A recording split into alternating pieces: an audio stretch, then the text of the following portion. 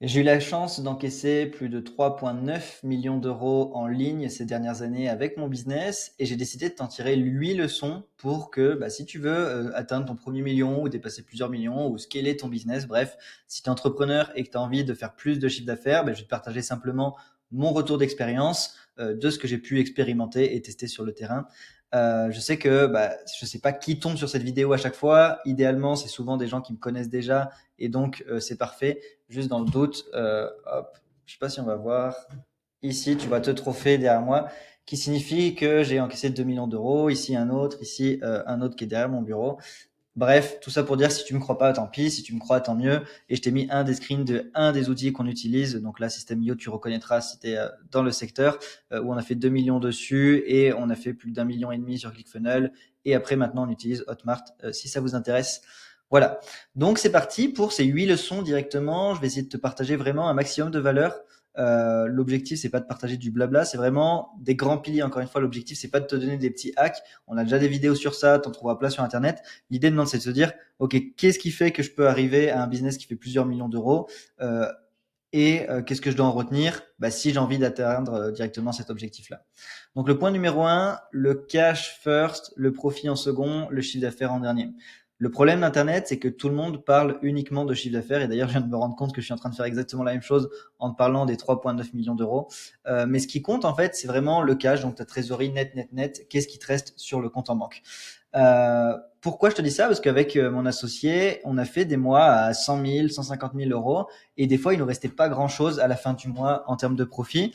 Je pense qu'une fois, on a même fait un mois à 100 000 euros encaissés de chiffre d'affaires et il nous restait vraiment que dalle, peut-être 10, 15, 20 000 euros de profit, donc 20%, ce qui est vraiment pas bon. Alors qu'à l'inverse, on a fait des mois peut-être à 40, 50 k de chiffre d'affaires, mais c'était quasiment que du profit.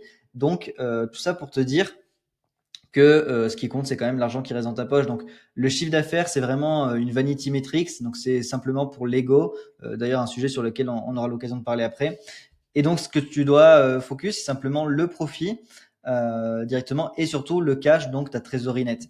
Donc ça, c'est super important et sur les clients qu'on accompagne, on le voit trop souvent, ils ont des problèmes potentiellement de trésorerie des fois, où ils se disent, là, putain, merde, il me reste 6 mois ou même pas. En fait, 6 mois, c'est déjà dans le meilleur des cas.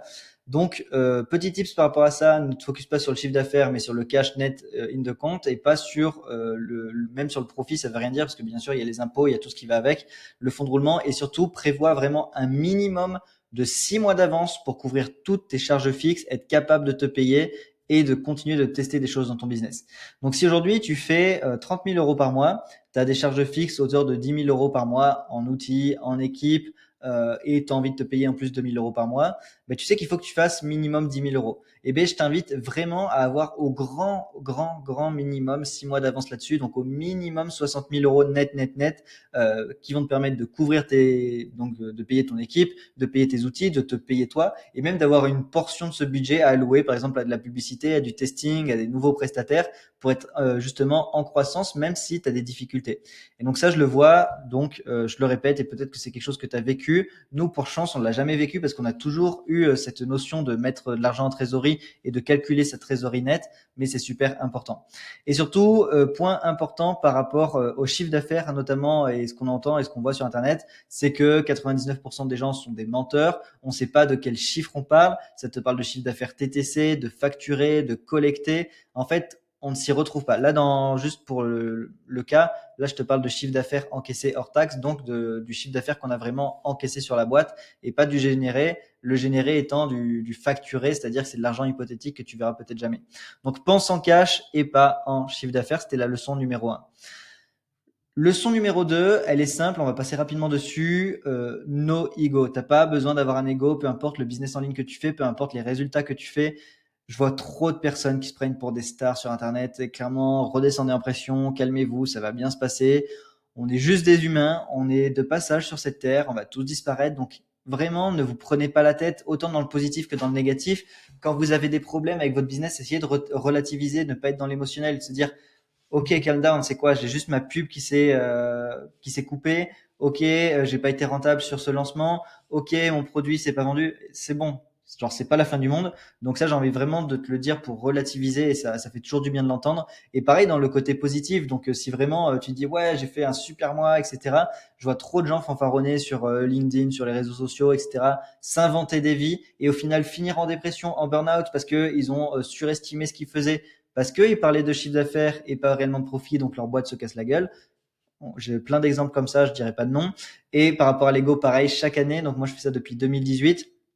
Je vois des gens apparaître dans le business, je les vois disparaître aussi vite, c'est des étoiles filantes. Non, l'objectif, nous, c'est qu'on tienne sur la durée.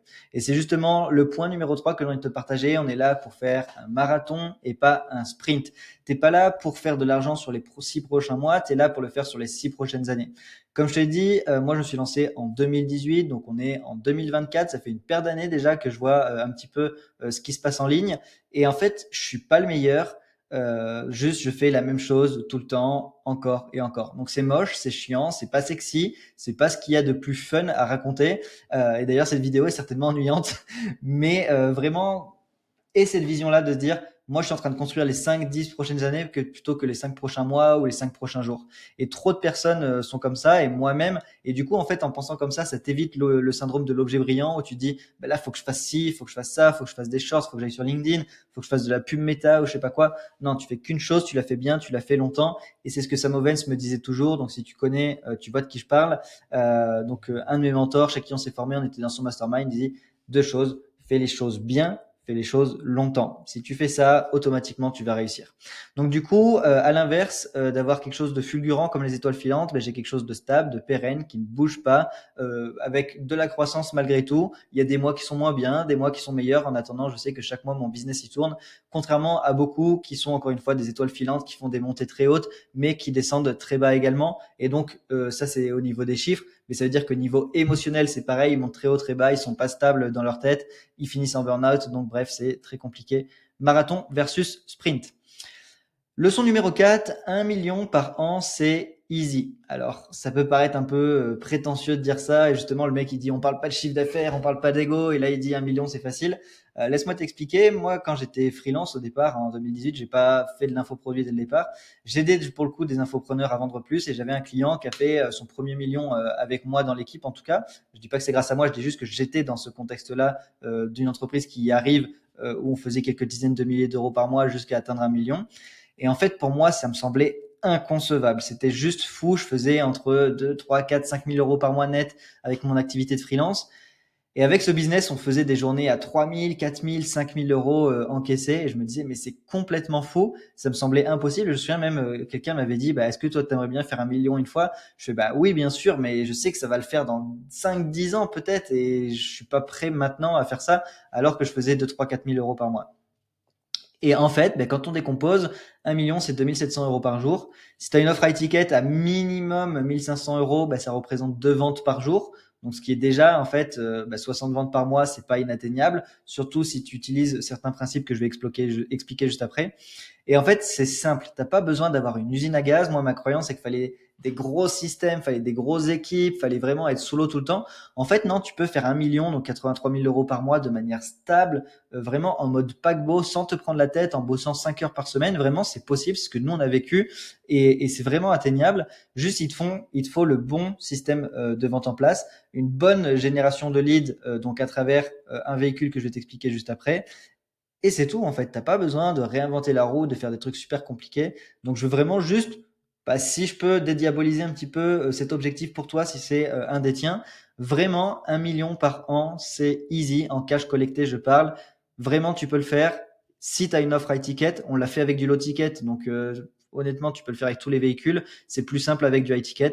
Et voilà, simplement dédiabolise. Regarde nos vidéos qui est sur notre chaîne YouTube au passage, où on explique justement le système de vente qu'on utilise, comment ça fonctionne, etc. Et tu verras que il y a rien de très sorcier. C'est pas facile, mais c'est simple.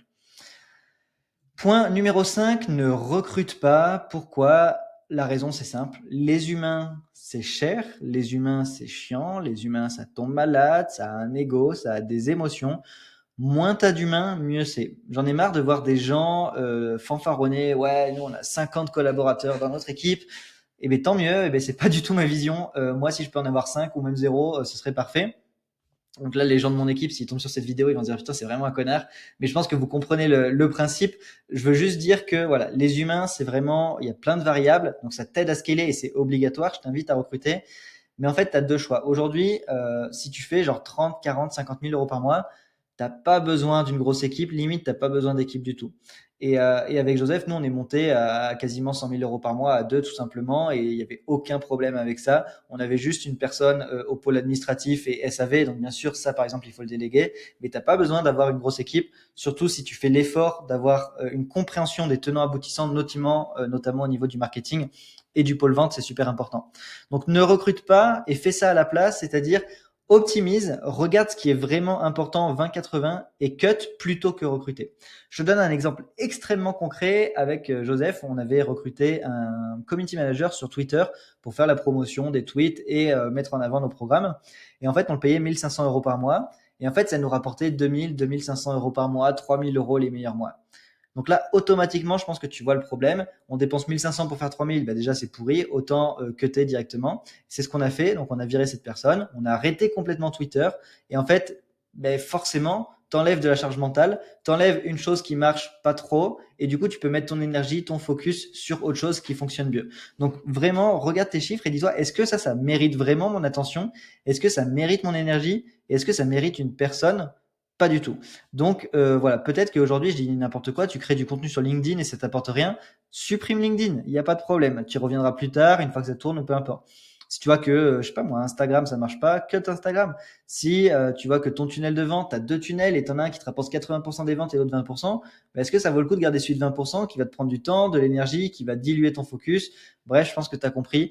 Ne recrute pas, regarde vraiment ce qui compte et analyse tes chiffres et tu verras que souvent tu vas pouvoir simplement cutter des choses et pas forcément recruter, où là, ça va apporter un niveau de complexité élevé. Point numéro 6, pour faire 1 million, c'est extrêmement simple, tu as besoin de faire de la pub. Donc si tu fais pas de pub aujourd'hui, c'est une terrible erreur, tu exploites 10, 20, 30% de ton potentiel. Donc si admettons, je dis n'importe quoi, tu fais 30 000 euros par mois full organique sans publicité, déjà bravo parce que c'est très bien. Mais par contre, bordel, ça voudrait dire que tu pourrais faire justement 1 million par an en gardant et en maintenant un bon profit grâce à la publicité. Et aujourd'hui, j'ai discuté, donc moi j'étais dans un mastermind en France orienté personal branding avec des personnes extrêmement fortes qui ont des centaines de milliers d'abonnés, qui sont vraiment des cracks là-dedans. Et même eux, en fait, ils veulent se mettre à la pub et ça fait du sens. Et aux États-Unis, c'est exactement pareil. Même les plus gros influenceurs qui ont les plus grosses audiences organiques, les Tony Robbins, les qui tu veux, bah, ils font de la pub en fait. Et leur business, 70-80% de leur business vient de la pub.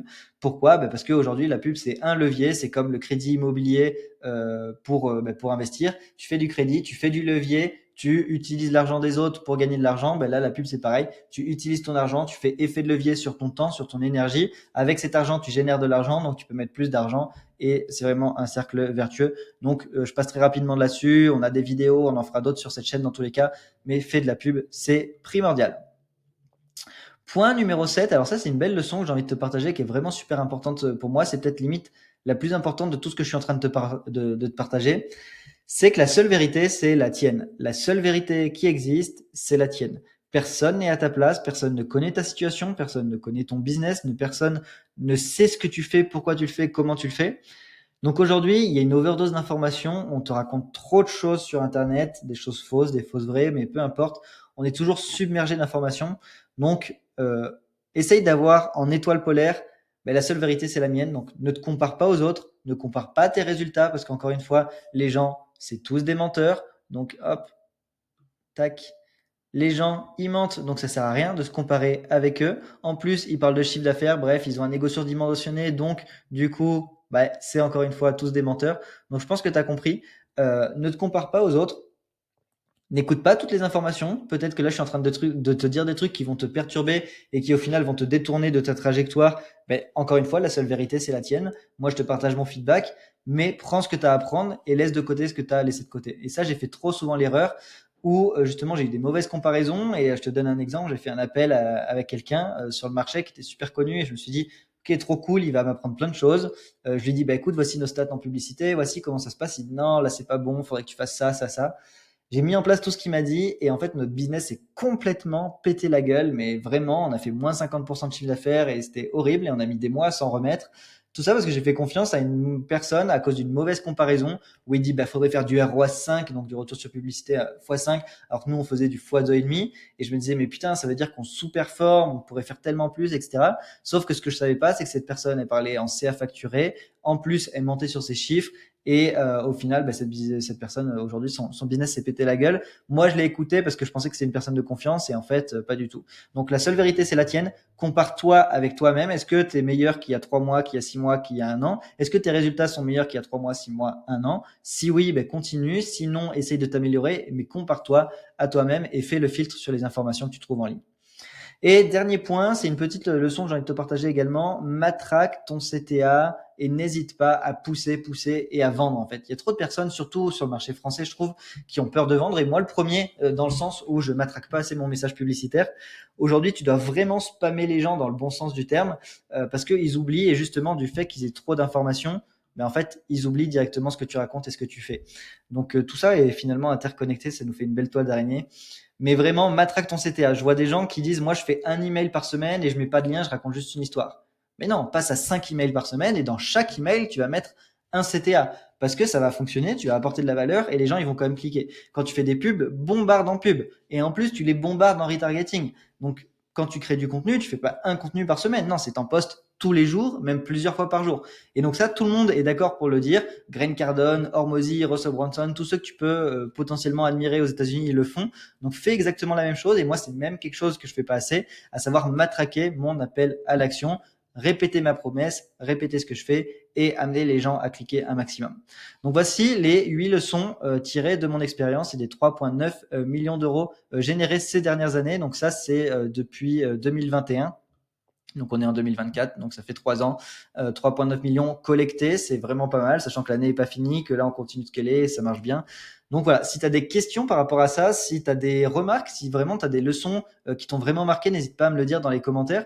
Si tu aimerais des vidéos sur des sujets spécifiques que j'ai abordés peut-être trop rapidement ici, je pense notamment à la publicité, potentiellement au recrutement, potentiellement à l'email marketing, mais n'hésite pas à me le dire, comme ça moi je sais ce que tu veux voir et donc j'en fais directement une vidéo. Et si justement point numéro 8, tu veux savoir ce qu'on fait et comment on peut t'aider. Donc, si tu fais déjà plus de 10 000 euros par mois, tu as envie de scaler et d'atteindre potentiellement 1 million annuel si c'est ton objectif, plus si c'est plus, moins si c'est moins, bah, clique sur le bouton en description et tu auras une masterclass 100% offerte où je t'explique justement comment on a fait, quel système on a utilisé de A à Z pour générer cette somme-là et comment tu peux l'utiliser à ton tour si on est capable de t'accompagner. Donc, clique en dessous, c'était Benoît, au plaisir, on se retrouve dans une prochaine vidéo, ciao.